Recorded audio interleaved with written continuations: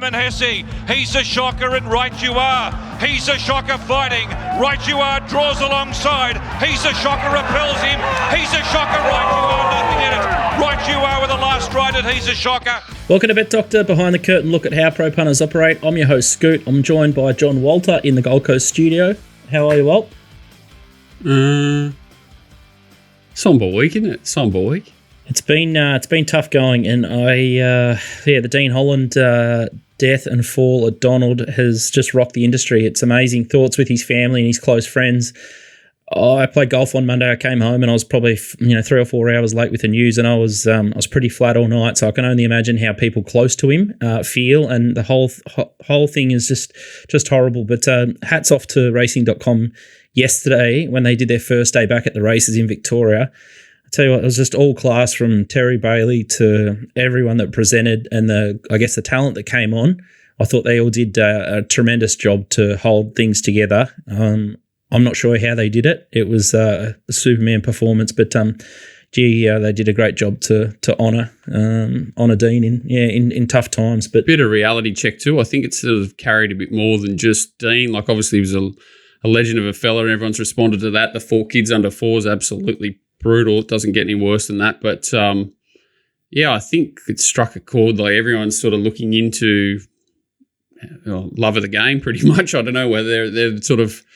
It seems to be running a bit deeper, so hopefully some positive changes come from a horrific situation. But it's like you said, it's good to see him getting all the accolades and time, and calling off Anzac Day races is such a huge call. It was obviously not the right one, but it was good. I don't think it would have happened in any other state, so it's great to see them give Dean so much respect. Welcome, DK and Nico, out of the Melbourne studio. How are you, boys? Obviously, tough week.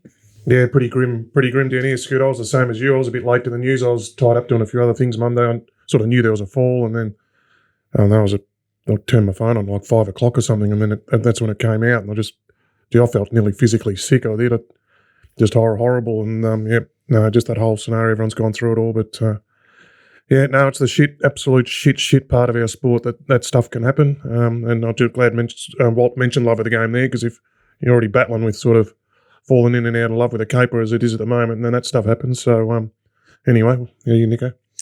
Yeah, it was a pretty tough week, wasn't it? But the industry seems like they're going to move forward, and the $1.2 million I think now raised for his family is just a massive effort by all. So RIP Dino. I didn't really know him too well, but going to the races all the time, working with my old job, working for TRP was the body of racing.com, sort of their technical body. He always had a lot to do with the jockeys, like talking to them.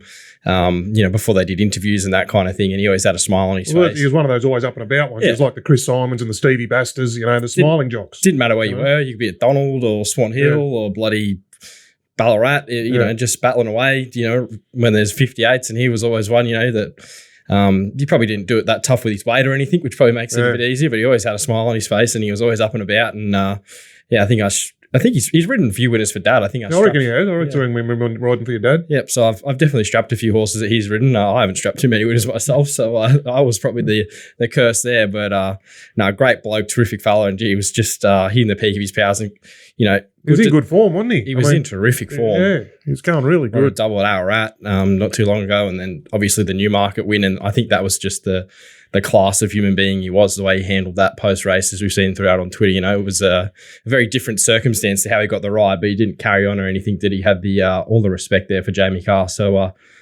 tough times, but I know calling off Anzac Day was big, and that was out of respect. Well, what do you think about them going ahead yesterday as well? I thought they might need another day. Yeah, I didn't think they should have gone ahead yesterday. Geez, they were doing it tough, the riders yesterday, and to be doing it tough and then having to go out and ride. Just don't know if they were in the right mind space. All the emotions, to compete. Like, you got to be, as an athlete, you got to be, at 100%, don't you? And I don't know if they're at that level at the moment. I thought probably coming back today or even tomorrow would have been the right thing. Yeah. Like, we miss a few races. Like, what's on a Wednesday, 8 horse fields at Ballarat. You can reprogram him to run 9 or 10 next week. Yeah, exactly. Anyway, no, they were doing it tough, but I thought Liam Reardon's tribute there, that was great to watch. Yeah, that all panned out. Yeah, that was one. Yeah, actually, you do see there is some positive there, and especially with how generous people in our industry are. That's already got 1.2 million in that fund for that family.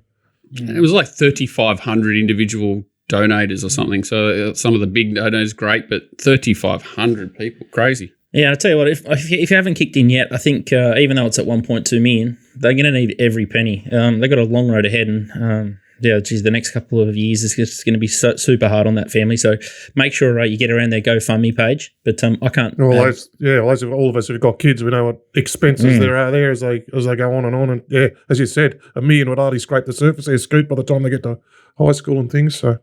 Exactly. I can't add any more than what's been said across social media and the show just now. So we'll push forward, and I guess a little bit of positive news for I guess the fans of Bet Doctor and just betting in general.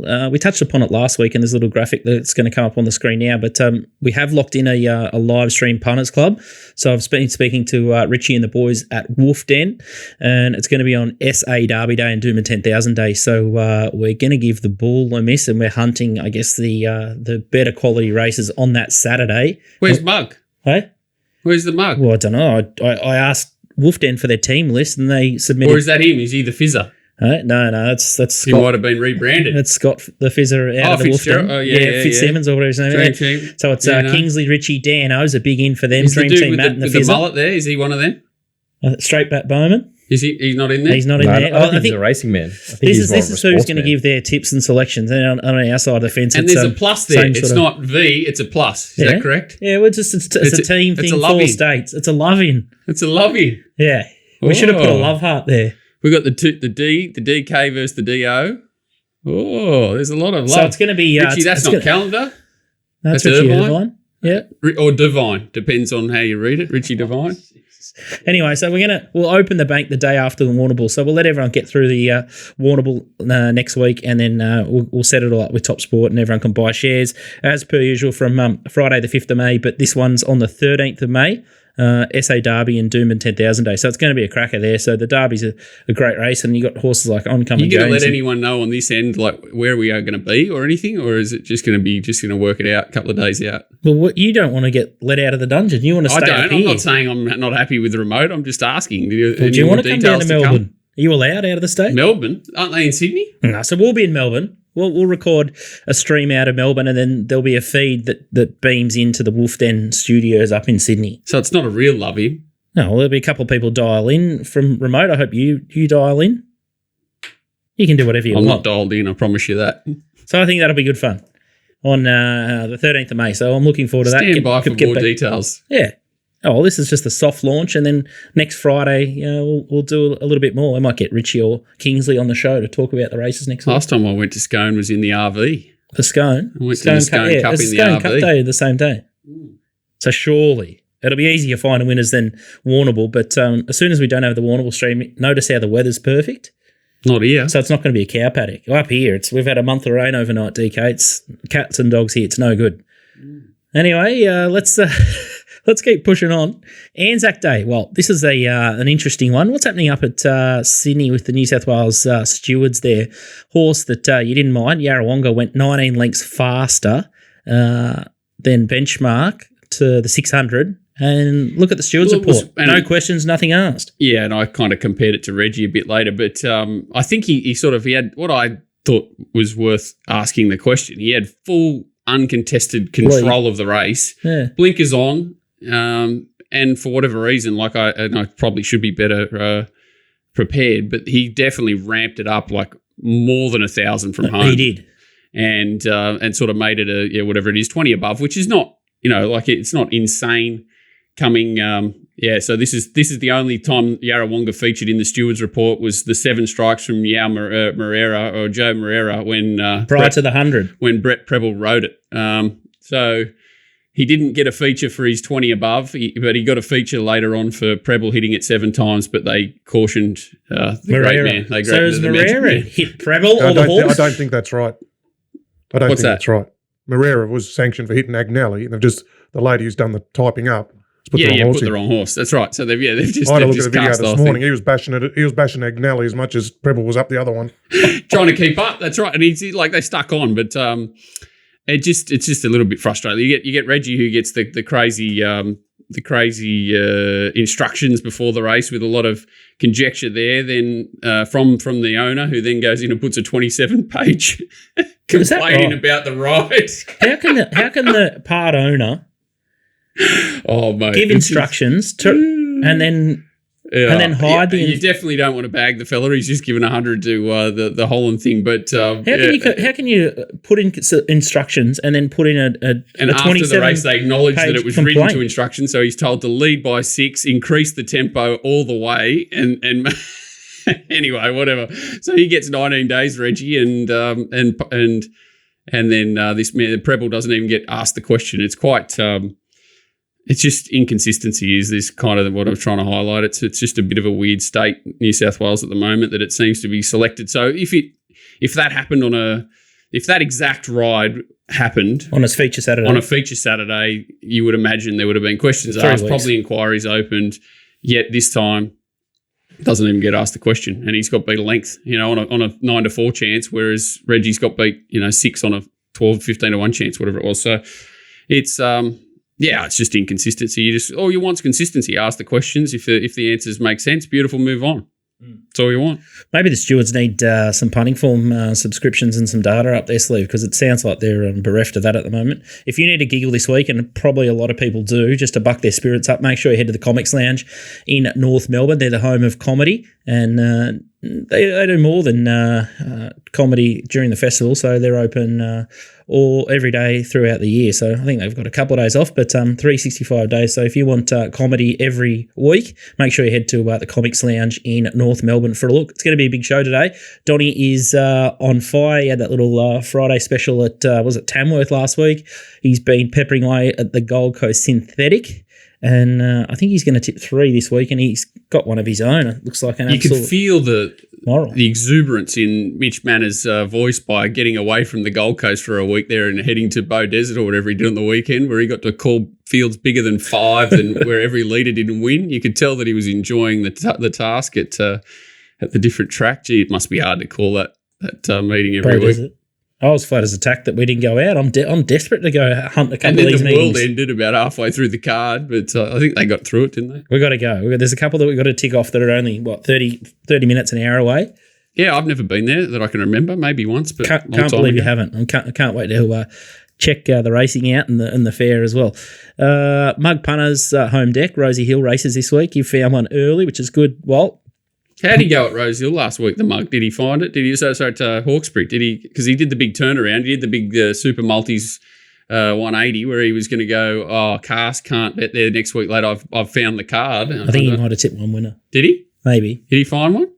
What was it? Maybe Malkovic or something. Not sure. Mighty Malkovic. Not sure. I don't follow that closely. It's heart. I'm sure there's people that just... Bless its heart, even though on this show I tipped 2 to beat it. We move on. Nico, Sandown, you've got the Anzac Day features that have been pushed back. So the interesting one there, I think the St. Ledger goes from 2,800 to 3,000 metres. So an extra 200 is going to be just what they want. We've got Jason AZZOPARDI joining the show. His mantra's just keep punting. That's what I love about him. He's going to hunt some SA Oaks and some stayers. He's in a bit of form. He lives his, whatever that is, tagline.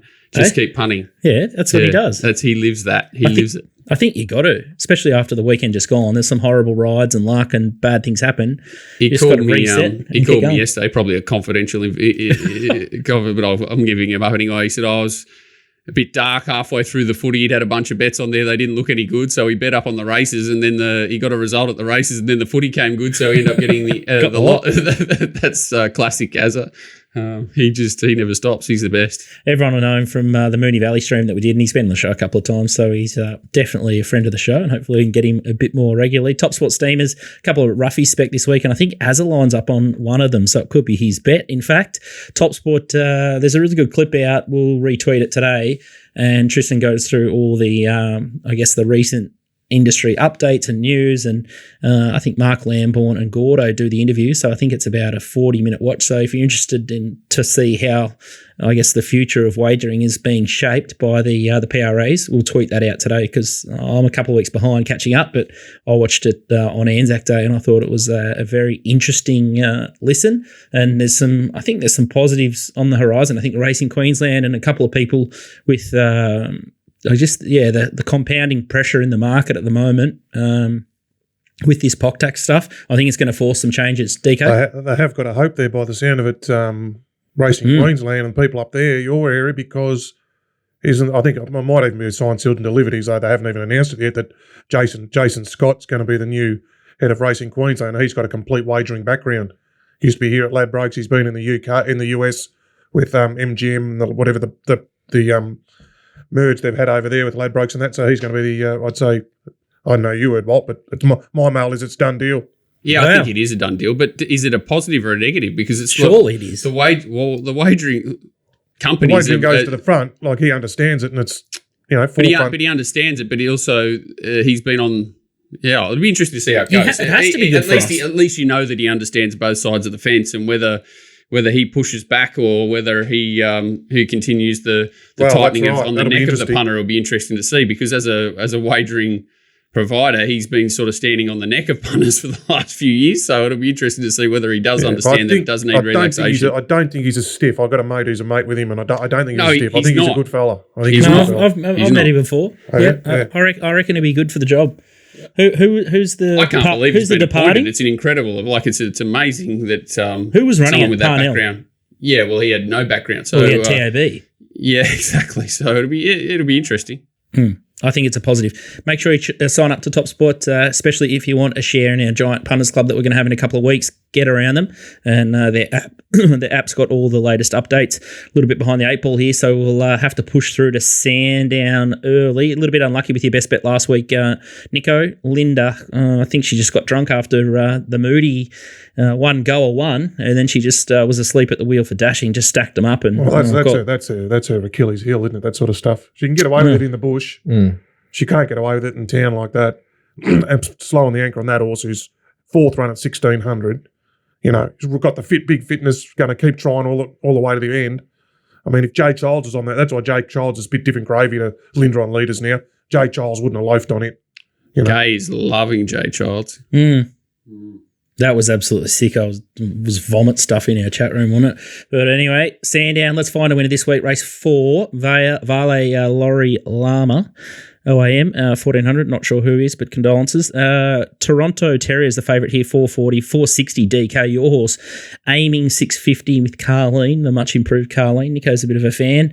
Meredith, 750, Oceans above 850, Castilian, $11, Eye the Eagle, 11, Hellfire, 12, 14, The Real Thing, and then Manhattan Thunder, 16. Can't believe you're tackling this race, Nico, but let's have a look at the replay of Toronto Terrier. No, I don't think it's a card you want to get too involved with, to be honest. Looks tricky. Toronto Terrier here looming up in the yellow cap there, Team Maroney colours, and this was 1,600 metres. He hits the front here, and it looks like he's going to put this race away pretty comfortably, and then the last 100 is probably where he's spinning his wheels. I think back to 1,400 metres on Saturday is really going to suit him. There's a massive gap back to third here. And I think he was just beaten by a better horse on the day who ran out the distance a bit stronger than what he did. We've been on him his last two, if you want my subs. So we're sticking fat again. I think he's just come back a better horse this preparation. The improvement I've seen in the yard is a big positive with him. His attitude's much better. He's much more relaxed. And I think he just didn't really run out a strong 1,600 metres last start. And he came off the back of a pretty tough run there at Moonee Valley, the run prior at 1,600 as well, where he just got gobbled up late. So I think 14 is going to be his right sort of trip. There's a bit of speed in this race, so I'd expect McNeil just to probably park in behind that from barrier number 8 and loom into the race like he did there. And hopefully he's just getting over the top of him late and not hitting the front too early and stopping like he did there. But I think with a good early speed and a drop in weight, he looked a horse on the card. You could definitely have something on. Nico, any thoughts about the real thing? Jay Childs, Greg Urell in that race, just trying to look for something outside the market? Yeah, I've seen a few people tipping him. I saw the Salts, I think, had him best value of the day and a few others. So you could definitely make a case for him. Like his form around cast last separation looks okay for this, and he's got a big turn of foot. So he was third fastest home in that race first up. I just worried where he's going to get to in the map from 7 here, whether they go sort of forward or back. Jay Childs might put him a bit closer into the race, but using a horse throughout his career, it's shown a whole lot of tactical speed. So, it's a deep little race. I think Toronto Terrier is the best horse. He's just probably on the way down a little bit, which is probably some sort of knock, but I still think at the price, I'm happy enough to back him. DK, anything on this lot? No, I had something on Toronto Terrier as well, because I think Nico was tipping, a few others were as well. It was a sick beat the other day. It looked home, didn't it? No, and then absolutely home. Just peaked on its run at the mile, and Australia, when I saw you doing it today, so it has to be back to 1400, which it was. So, yep, no, side with Nico. Sweet. Well, let's move on. Sandown race 8. So next one, the VRC St Ledger 3,000 metre race. Midnight Glow's favourite here, 280. Roaring Engine 5. Winning bid 5. Highland Hills 7, 850. Musgrove, Kentucky $10. Night Sun 18. Final Overture at $26. And you can get better. The rest, the replay we're going to have a look at here is Roaring Engine. It's got McNeil, barrier 1 this time, in the pink with the blue and the yellow stars. Yeah, he kind of went forward early, then he got shuffled back through the field, and he just lacks a turn of foot, this horse. All these horses pretty much came through the Bendigo lead up, and he was just one of the stronger late there. I don't think this race shape suited him at all. He's sort of just whacking away nearly out of the screen. Midnight Glow's your favourite here. They all step up from 2,400 to 3,000, but the way he sort of got going here late when he got into some clear air really sort of enthused me that he's probably going to be the strongest horse at the end of 3,000. He's worked through the line. Was terrific. He gets the blinkers going on here. I'm pretty sure his half-brother actually won this race. And I think out to 3,000 metres probably changes this race. The Little Engine, I reckon it was. Yeah, the Little Engine, yeah. I think out to 3,000 probably just brings in who's the best day. And I think off that replay, it may be him. He seemed like he was just warming up late. With a run maybe, where he can get a bit more momentum and whether your staying prowess really comes into it. Like they got to go 600 metres further than what they did in that race. So Barrier 1's... Like he's got the pluses and minuses. He's got barrier. He gets the blinkers to help him through that flat spot. Yeah. Then he's got barrier 1, but he's got to get momentum. But I think you're spot on. When I looked at that, I thought, well, 2,800 the other day. Okay, well, who's playing to here out to 3,000, and he looks the one. Can he? That last 200 metres is when he's going to be able to, I reckon, bridge that 4 to 5 length gap he needs to on Midnight Glow. Yeah, well, I just kind of looked at the race and thought Midnight Glow's 280. That seemed pretty short for mine. Winning bid, I doubt should run 3,000 metres, and then you've kind of got Highland, Hill, and him. Market hasn't missed him at $5, but he looks logical, sort of, second pick. And I think, I'd probably have it more like $5 a field, really. I thought the one horse that probably does come into play also is Musgrave from the Mar Eustace stable. They've been tinkering with a bit of gear lately. He's had, 3 runs recently over 2150, 2150, and 2200. So he's got the miles in his legs. Comes out of a fast run race there at Bendigo where he was just batting away late. I think back to his own age, he could be a bit of a deadly horse getting out to 3,000. So I was probably going to have something on Roaring Engine and something on Musgrave to beat the favourite. Tell you what, scary stuff at Sandown if they're the 2 races that you've plucked out for the day. But, I'll tell you what, there's a horse in that race. There's pity there's no 3,000 or 3,200 metre maidens. Good thing down the Dunwoody. Dunwoody, for this poor horse, they have to go for him at the 1,200. His last, every time they've got to go for him, the poor jock, he's just cast on the line because they've got to start going for him at the 1,200, 1,100 all the way home, and he just warms up through the line like in 2,400 metre races. Poor horse. So he's gone here because it's a 3,000 metre race. But anyway, Dunwoody. It's probably not that much stronger than a maiden in this race, to be honest. There, I feel sorry for the jocks when they have to start getting up him. Like we've got a $300,000 race for 3,000 metre 3-year-olds. So that's why I have own stays, mate. Got own stays. No, tricky day out there at Sandown. I think you're going to want to see what the track's doing and the pattern and those kind of things, how much rain we get. But I thought there were 2 horses early that, either way, if the rain comes or sort of a pattern's in favour, they probably both should be pretty suited. Yeah, outstanding stuff. Nico will be out there on deck. So if you want more of his insights and his late mail, make sure you check out his Telegram group, $25 a week. You get Wednesdays and Saturday Metros. We all swear by it, and it's a great little laying tool too. If you want to avoid a favourite or gap one, he definitely finds the ones that parade poorly. It's time to introduce our next guest, and Jason AZZOPARDI. I've got him on the line. We'll get him into the show. He's chomping at the bit, and we're running a bit late, so sorry to make you wait, Azza, but welcome to Bet Doctor. Welcome back. Oh, thanks, Scoot.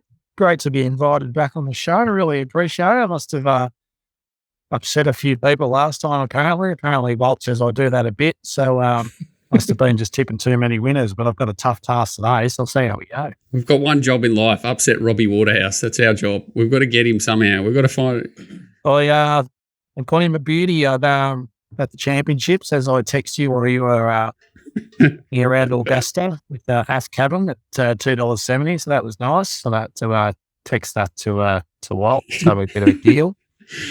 Oh, geez. Be a hard man to get. He'll be down at Warrnambool, won't he, Robbie? He doesn't miss it, does he? Or Gay's not going to be there, I read. Yeah, I don't know if she's going. I don't know. She's not going, family commitment, so probably means he is going. Honestly does. Honestly, it I don't think I've seen him miss one. He has his own schedule. Very cunning. When I was in Melbourne, I used to see him out walking at like 5 a.m. every morning in the city. Oh, when you were doing your little 200-metre run up, your little trot up. Go away. Morphettville, we've thrown you over to Adelaide with Bagman stepping back from the show. Race 8, the Chairman's, is the first one we're going to have a look at here, and the favourite's Loco, $2.70, D. Oliver, M. Price Ken. I thought Ollie was going on holidays. Zero as the second picks, $3.20, 80 grand, $8.50. Red Sun Sensation, 14. Impending Link, 14. Whispering Lady, 14. Thirsty Guest, 17. Raven, $19. And then you get 40s or 50s about the rest. We're going to have a look at two replays here, and as we'll talk about them. Zero's the first one. Back buried the fence. Yeah, Zero here with Joe Moreira on in the AJC Derby, and actually just got held up on the turn. And the way it attacks the line, the last 300 here is just absolutely fantastic. I mean, there's an argument that says it nearly should have won if it didn't get held up on the turn. Prior to that, it's run second in the Alistair Clark behind Bank Mall. The form from that race has held up really well. This horse, since being gelded, is absolutely flying. And the favourite in the race is Loco. That's it here in the Chautauqua colours. This is a race behind where Gringotts won, and Dashing, which you just spoke about earlier, was close up. Gringotts and Dashing are two, high quality horses. This is over a mile, and you'll see Loco the last 100 here. Although he doesn't win, respect for the horses all around it, and it really eats the line here, that last 50 metres. It's actually the pre-post favourite for the SA Derby at the moment. To say you think blinkers on, that's a breed that really does tend to improve with blinkers on, and it's a pre-post favourite in this race. Look, I'd priced this race the other way around when I did the markets. I thought Zero should be a clear favourite. As I said, since it's been gelded this prep, it's just gone to a different level. It's, it beat the smart Cologne Dior by many lengths first up, and then went and won an open class at Moe. As I said, was very unlucky in that Group 2 race at Pericles won at Sandown. It was wide the trip, and then ran well in Alistair Clark and Derby. So draws barrier 1 here. I think there's a lot of speed with Sir Rockford, Superstock, and I expect 80 grand from the outside gate to push forward. So I think that'd be good spur. You need to be smoking the pipe in 1. There's a theory, you've got to come back off a heavy track AGC Derby and you're cooked. Well, that's a guess. You've got to assume that the horse is right. You can't be guessing that he might be cooked. This is a nice lead into the SA Derby in 2 weeks' time. I think the prices are around the right way. I think on exposed form, it's the one to beat. I admit Loco, I've plenty of time for it. Quality horse, 1 win and 2 seconds from 3 starts, including that replay we just saw. Blinkers on, 2000. Looks a great setup for it. It's the danger the market's found it, but I think at the price, Zero's a value back here. I don't mind you thinking here. I think it definitely is a race in 2. Boys in Melbourne, any thoughts? Oh, I thought Loco was a moral, to be honest. I thought Cesaro's had absolute PR in the Alistair Clark. Had a soft run there in the Derby. I know he got held up, but they went so slow.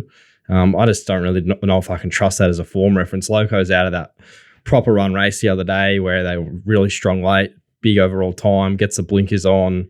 Looks like a very progressive horse, and I think getting to 2,000 is probably what he's been looking for. He's had 3 runs at 1,600 metres in his career, so I think 2,000 is a big tick. To be honest, I don't really have much of an opinion of Cesaro. I just think he's had perfect run in his last few races. So he got the bias to suit there at Moonee Valley when the wind really shifted that day and you just couldn't make ground those last 2 races. I thought Loco and Red Sun Sensation were the 2 for me. I can see Az's point. Like, he's coming through the Group 1, and I don't want to sort of knock you too much, Azza, but I was pretty keen Loco on Red Sun Sensation. I thought that was the lead up, to be honest. DK, thoughts? Yeah, Loco. I'm sorry, yes, but I'm a Loco man. Wow. I hate them when they go Side three bet. times. I mean, they're so vulnerable when they go 3 times at the one distance. He's been because he's probably wanting to get over to the South Australian Derby, so he had to keep him at the mile rather than stepping him up to 2,000 pride. Now he gets to 2,000. Now he gets the blinkers. D. Oliver, perfect run of the race. Now I think we'll see what he's made of on the weekend, and projecting that horse on the up, rather than one coming back from the Group 1. Ooh, I love I this. think Azza just logged into his accounts to have more on. He loves it. He doesn't take a backward step. I would naturally go with Loco, just for me at the prices. And Cesaro has been underrated by the market. Nico said he doesn't really rate it. Well, the market hasn't rated it. It's just kept winning. As I said, 6 starts since it's been gelded, and it's only this has been in that Pericles race where it was, given a horrid ride. It's just kept improving. Its ratings improved every start this prep. I just don't have any data that says it'll go backwards here. 4 weeks off since that Derby run. I just think I'd exposed form. It's a better horse at this stage, and I'm happy to take the price. Yeah, I can't make a real knock for the setup of Cesaro. I can see people going, oh yeah, it might lack the dash, but 28 days off is beautiful, I thought. Couple of roughies for the multiples in this race. Impending Link, nice horse. Verifier, nice horse. Think they'll both run well, but there's we'll find out if Loco stays that day, because I think it's going to be a pretty hot speed here. We'll see how the race pans out.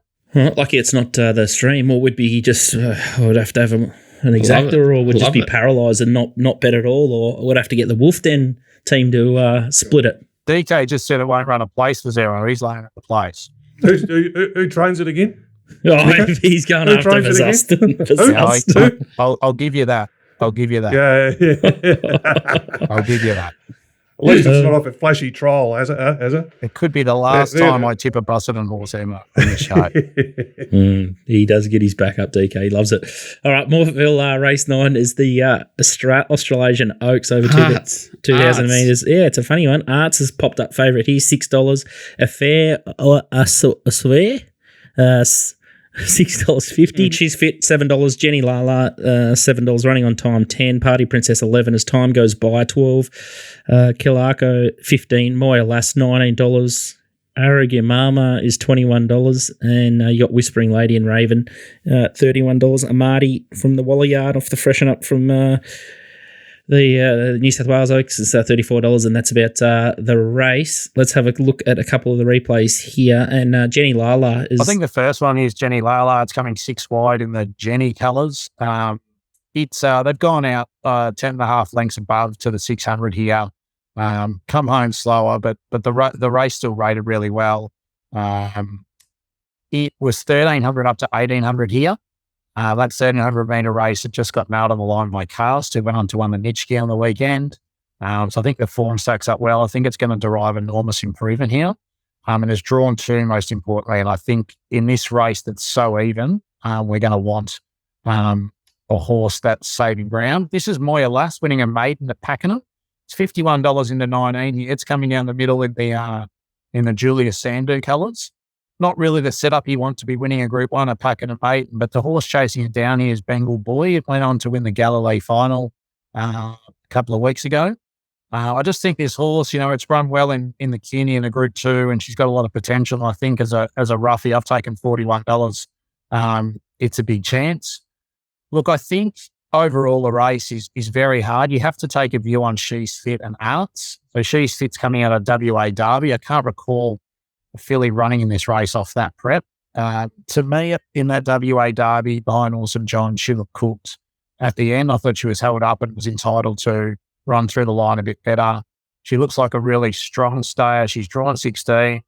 Williams will have to go forward, but if it's any chance, but I've just taken the line against it, and then you have to just take a view on Arts. You either back it, you either back the Sydney form or you don't. I'm just going to go with gut and think that I'm not going to back it here. I'm just going to be against Arts. Gate.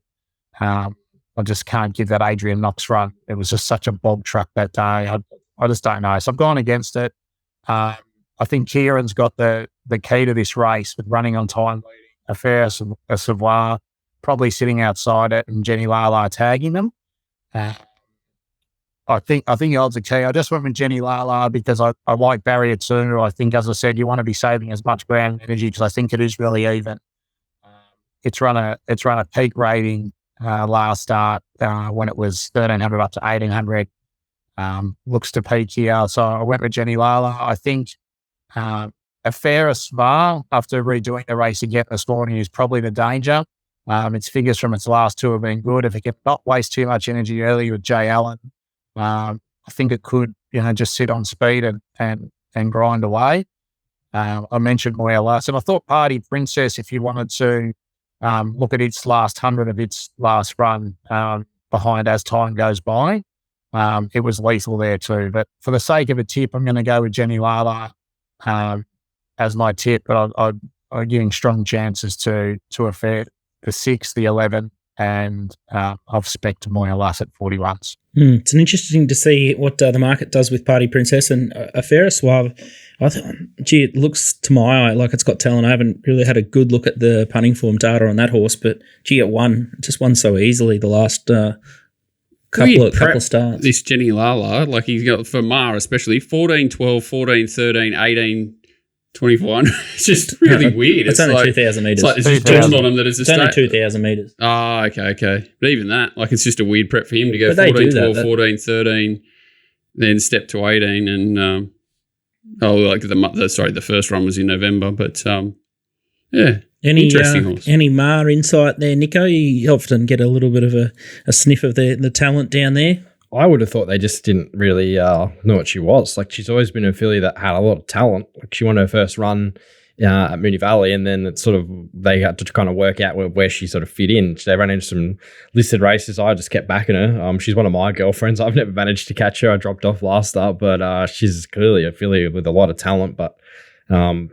I thought the interesting point with Arts was her 2 best runs that come in slowly run races. The maiden that she won, and then the Adrian Knox, the fast run Oaks and fast run Kembla Grange Classic. She was disappointing. So don't know what you sort of make of that. There's probably excuses in both of those runs too, but just looking from a data point of view, that's sort of a bit of a glaring stat for me there, or sort of jumps off the page at you. Yeah, I thought as time goes by and Party Princess had got to be in the race. Especially Party Princess, she looks like the one getting to 2,000 metres that's going to suit, but looks an absolute raffle. I would have thought that race. You couldn't even sort of discount a few of these right down the bottom, to be honest. Like Raven, I think, is going to really appreciate 2,000 metres, and even Whispering Lady is probably not out of the game off her spring form. So, raffle. Raven will be running in that logo race. It's their emergency here. It's accepted there as well. Oh, okay. Yep, sweet.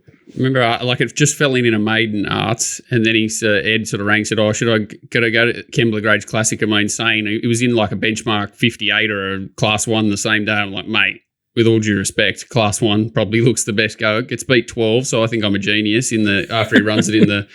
Then I'm thinking, you won't see it again. First prep, it's got beat 100, and then he gets back to the trials. I'm like, where's he going to send this man in a Hawkesbury Class 1? It shows up in the Adrian Knox, wins B5 at 30. What is this horse? Like, what do you? And even it's running the Oaks was a 2. Like, what a prep it's had. My God, like if it wins, too good. It's dead set winks. How does it win? DK thoughts here? No, raffle. I did look at that, and then the Sydney horse and WA horse, and no, raffle for me, Scoot. No help. Hopefully, we've shown a little bit of light and a bit of insight there. Arts on, you've got to take that's the starting point, isn't it? Everyone wants to take Arts on by the look of that. And then it'll trot up by 5, and Ed will be sending me a message. You're a genius again. You're an idiot. Yeah, well done. I love it. Beautiful.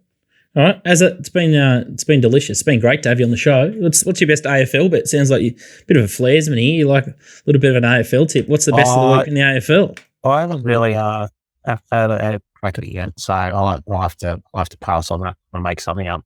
Okay. All right. Hasn't had a crack yet. That's not him. The markets have been out for 3 days. Oh, he's had 17 race still getting over Anzac though. It was good football, good bloody AFL. Everything was good that day except for Nick Dacos. What a player he is.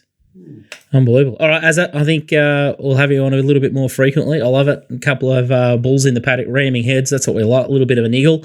And we'll definitely, hopefully, I've only got one race that I'm ready to watch on Saturday. Cesaro versus Loco Moco. That's it. I've already penned it in. Beautiful. Feeling the pressure after copping that spray, I tell you. Honestly. I'm not even going to bet now. I'm just Going to pray it wins. Outstanding. All right, good luck with Moyle Lass at the big odds as well. All right, there it is. That's the SA preview. I've sacked myself after last week, after Duel squibbed it. Mate. I think you got galloped on. Sack Adelaide. I've sacked him, anyway. no. I love Adelaide. Not many people do Adelaide. Yeah, there's a reason for that. It's good. Anyway, it's great racing. Where's next? Rosehill. Oh, God. Rosehill race number 3 here. Walt's gracious just with the one race, so I've just put in race 9 just to give him the Jimmy Brits market up at TopSport, and you got Wrathful the favourite, $3.60. Anything goes, $8.50. Decadent Tail, $10. May Rose, $10. Poseidon, Ruler, $11. And then you've got Cuban Grand Chiro, $11. New Republic, $11. Speed Legend, $13. $16 Miracle Spin, and $26 or better the rest. I can have a look at the replay here of Wrathful. It's in the black with the white stars. It's back three wide, back sort of and wide punching there. So the thing I like about this, so first up here, and 1,500 is probably not going to be its peak distance in life. This was 14, wasn't it? First up, and that's money from the sky, sort of down the outside, which is in a better race Saturday. And Wrathful was off the bit, gone, probably 800 out, and just keeps coming. I think this is a pretty nice horse once it gets to 2,000 metres plus, and will tackle much better grade than what it does on Saturday. But he was quite soft. I think the jockey sort of gave up on him there. The horse just kept finding the line in spite of the run it had. So I just think on Saturday it's just better than these horses, clearly, like a lot better than them. And the setup's probably not ideal, 1,500 around Rosehill, second up, but just hoping that it sort of sits close enough midfield. There's enough tempo, and it just sort of displays its superiority over them. It's the first time I've stalked an early market for a while. It was the last race up, and I think they went up $5. And before I could even get the keys to go, it was gone. It's just insane now. Someone's had $50 each way. Every $5 chance is just straight off into 380. And that's every time. like it's exactly what you said there. Someone's had $50 each way, and it goes 5 to 350. They don't. It's not 5 to 480. It's it's just ridiculous. But it is what it is. Funnily, I caught JJ, and I think Jules was saying the other day that when they were answering some questions on wagering, that there's a bot. Someone's gone and produced a bot to knock off those early prices. What a as soon as they go genius! up. What a genius! Yeah, genius. What a Some genius. young whisk owns the right horses, And they don't wait for all of them to go up. They wait for the first person to go up and knock it off. So they get on to win 1,000 or 2,000 or something. What genius! That's a bot. That's why it's going off so quick. And it makes sense just to let it hang there for as late at as least possible. 10 up or something like that. Like it's just it's crazy, and they're obviously betting in marked accounts because they just go off so quick. So, but yeah, I think it's a pretty nice horse on the up. Wrathful. Chips in Raffle. No, it's not chips in. It's not chips in. If it was Ramwick, I'd probably be more inclined, and if it was sort of 1,800 metres, I'd be even more excited. But it's definitely a nice horse. So when you say you're going to get the key, your car's gone anyway. So that's why I got the keys and went outside and there was no car. No car there. Yeah, which is not unusual for me either. And you can be, how can your car get? What is it? 7? I think it's 7 weeks so far, and they want it for another 4 to 6. I think you could rebuild it in a week out of Lego Technic, the old Skoda. I don't think they're that well. Anyway, they're waiting for the flux capacitor this time. Poseidon Ruler's the horse. I thought the other horse in that race was a bit of a knockout, but it's. I thought they did a good job back in distance last start. Was probably the right play. Now they've pumped it back up in trip, but he's a talented horse that might get to silly odds. The rest of them pretty steady. 13 to 11. Who? Poseidon Ruler. I thought it'd be 30 to 1. So there you go. All right, scratch that. Rosehill Race 9 is the Kerry Borgia handicap, 1,400 metres, and we're just going to have a look at the market only. Democracy Manifest is one of Waltz. It was a beauty last time, $2.50, in from $2.90, Coal Crusher $4.80, Cathel is $9, Military Expert $9.50, Wild Planet $10, Flying Crazy $13, Bold Mac $13, Brutality $18, Logan Street Lion $19, Alcyone $20, Cuban Royale's been scratched from a couple, $26, and then Rebel Rama $81. I read that market, and you want to do what with it? What do I want to do with it? Yeah. It's funny. My best of the day that I was ready to send through to you was Democracy Manifest in race 5 in the 1,200 metre race where really limited opposition. Looks like there's good tempo and it was going to sit probably midfield, whereas here out to 1400 and a sort of more inside draw and more speed drawn outside it. I could see this getting a long way back. A little bit like Foxfighter. To me, this horse is a dynamic sprinter, fresh horse. It's not a horse that really wants a mile plus, and this camp loves getting him out in trip. He does, obviously, he's won over 1400. I don't know if he's won off over further than that, but so I think second up 1400 from back in the field's a big risk for Democracy Manifest. Then you sort of go looking for who's going to be suited. Obviously, Cole Crusher will be right up there on speed, hard fit. I don't mind Brad Rawiller jumping on this horse. Think he'll suit him. He'll be able to hold him together as well as anyone. Sort of a natural heavyweight jockey with the 59. Probably last 100. You're going to be looking for something sniffing after it. And I think Wild Planet's quite interesting. It's sort of the only thing is it's been a little bit slowly away. If you can get it out clean and track Coal Crusher, like hold the inside and be on its back, I think he's a very dangerous horse. Second up with McDonald, you obviously pay the tax for McDonald here. Probably you would have got $15 any other jockey, but I think he's important for this horse because he'll be aware that he needs to hold that spot, and his best chance is to sort of be right behind Coal Crusher and get a break on a horse like Democracy Manifest. I'm not a big Katili fan, but I think sort of $10 him's fair enough too. That those two will be and Military Expert. They're the three stalkers, but I'd probably lean towards more Katili and Wild Planet at $10 are the appealing plays in the race, because I do think Coal Crusher will be vulnerable the last 100. And I do think that Democracy Manifest will be sort of back and searching for runs and having to sustain a long run to get over the top of them at what I think's probably the top of its distance range, second up. So I think it should be vulnerable in this race. And Wild Planet, Katili are the two I'd probably settle on at this stage. Okay, there you go. So maybe take it on and look for it third up. Unless they reverse the scratching, which I think Chris Waller could probably do that. He could probably ring up and say, listen, we've had a better look. Can you put it back in race 4 and take it out of race 7, please? And it'd be all sweet. It'd be all sweet. New South Wales.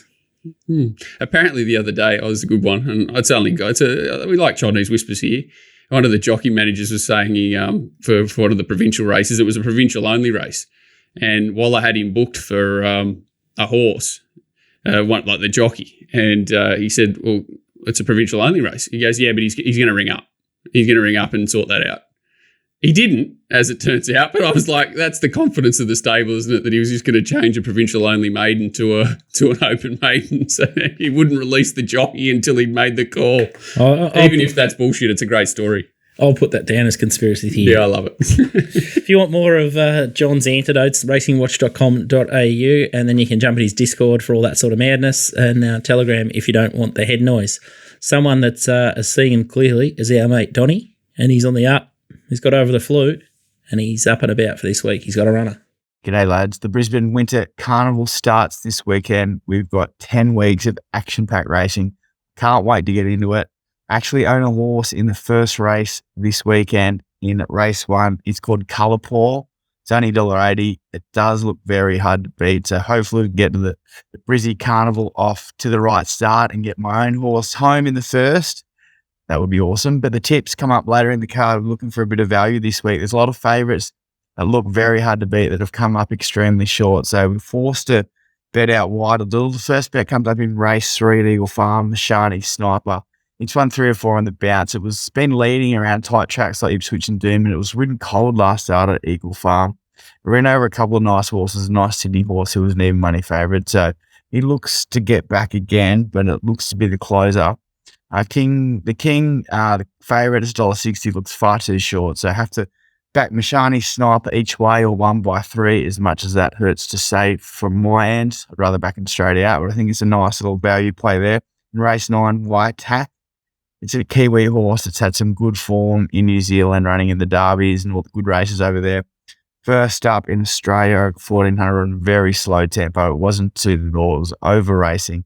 The extra distance suits. Hopefully there's a bit of tempo. That suits as well. We get the outside, give a mighty sight. The favourite, Kobalika, does look a good horse. $2 or $2.20. It does look a touch short to me, as it's going to be back last. Hopefully we've got a few lengths on it. Turning for home. I think it's a nice bet around $15 or $16 each way. That's race 9.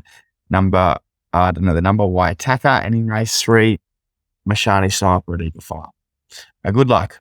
Nice little selection there. $1.80 favourite in the first, and then $8.50 Mashani Sniper, and then $16 White Tack. So Donny's Yeah, I noticed something for Donny retweeting another sort of support. Is this the fellow who's had a spinal injury or something this morning? That he was he's in hospital bound for about 6 months or so. So if you're a Donny man and he's done you any good turns, probably head to his Twitter account and maybe look after young Joe. I'm not going to have a crack at his last name because it's one of those unpronounceables, but hopefully he has some better luck in the near future. So it's just at Anthony Don, and we've just retweeted it there. So Joseph Panu has had a bit of a spinal injury, and he's only under 17s, yeah, not which good. is a horrible story there. So he's only just kick-started a Australian Sports Foundation charity page there. So I know we're asking a lot, but if you're a fan of rugby league, and make sure you check out our Twitter account Young for that people, one. young families, they're the ones to that's awful. get around and help if you can. Horrible story, but we know everyone's doing it tough and money spreads thin, so only give what you can, and it's obviously your choice in the end. They'll have how many times more after they've unleashed with Donny's two best Donny's of the best. week? No, he's very accurate, Donny. He is. That's why we like him. He's a high percentage man.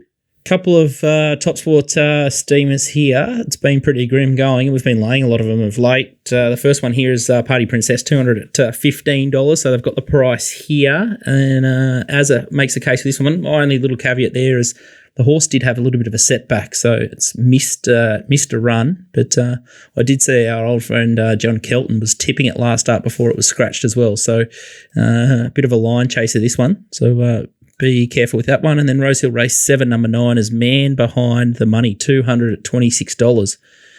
Have you got to that? You've got to that one? I think that's one of these the new locals. So the hang on, who's got it? Regan Bayliss, Annabelle Neesham. Yeah, I think it's $26 into $18. I think it's it's an Irish horse. One of the 10 a week that Annabelle seems to produce off boats. Haven't Straight had a off the close boat's look at her it go, though, isn't it? She bounces them off the boat. She does, and it's kind of weird. I think the ones that are well supported have a pretty average record, but a few of the others have got through the gaps and popped up. So I'd be having a second look at that horse. Floating and Kyobe. What happened to Kyobe last start? He just says it just didn't handle the track at all. I thought it had an issue, like physical issue, the way it sort of travelled in the run and just was going to win by the look of it, and then it just sort of found not a lot. Like it was.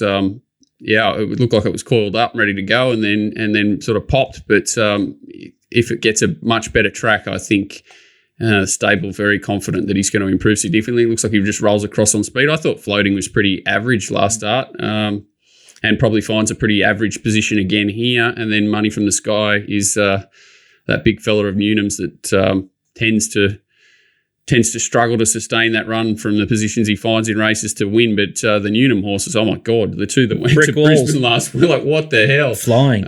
It's a shame that he's leaving us in a few weeks. But I thought Kirby was pretty well placed in that race, to be honest.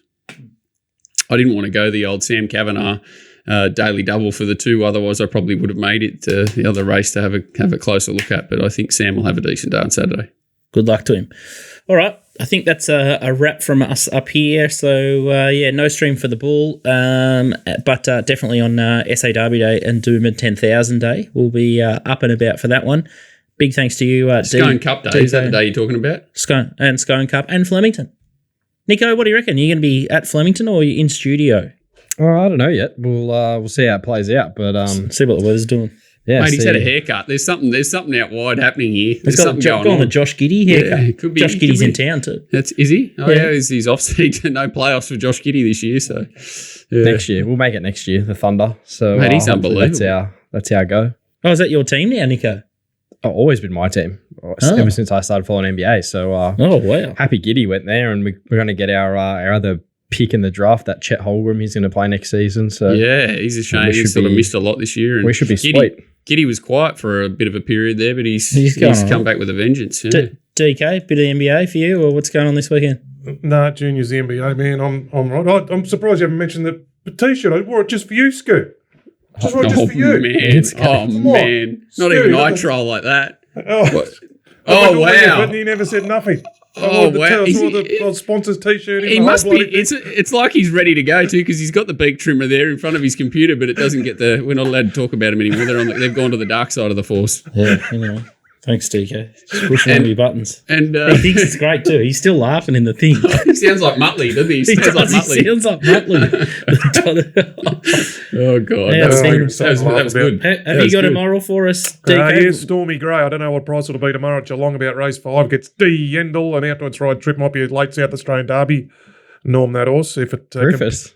What's it called? Stormy Grey. They're back, are they? No, he's not. But bloke who trains one winner out of 100 could train this thing. It's a good horse. So, Stormy Grey tomorrow. Hopefully it'll be black odds or something. Should be a class above down there with D. Yendall. Geelong on Friday. And the Bull. Gee, it's going to be a big week. Huge week at the Bull. Can you go down there? No. No. Not going. No one's going. going. Is you, Nico? DK, you going? No, I'm not. No, I'll be another 5 years away or something from going.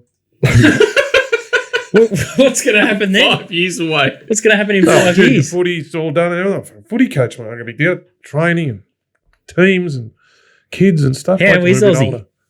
All the blokes down there. Hey? Aussie's good, Aussie? mate. Lenny got the award on the weekend. Actually, him and Isaac were teaming up. Lenny was down back, kicked it up to Isaac a few times, and they teamed up really well. So I gave him an award on the weekend. Young Lenny Kahir, he goes good at it, Lenny. I'd be giving him the award every week if he was in my team. Regardless of how he played. Even if he was left right out. All right, I think that's a wrap from us. So hopefully we found you winner. I'll steered you out of a couple of slow ones. So can't wait for next week. And once again, awful week in racing. So condolences. I'm looking forward to the love-in. Pardon? I'm looking forward to the love-in. What? With the den. What love-in? The love-in. The love-in. Just cuddles. There's a lot of people. There's just a lot of there's a lot of people on that screen. That's going to be interesting. The big names. Some sharp punters there. Tell you what, I can't wait for Cesira versus Loco. Out of nowhere, we just got like two bulls in a paddock. I'll tell you what, yeah, exactly. We'll put it up on the poll on Twitter and see who everyone's going to side with. But betting will be interesting.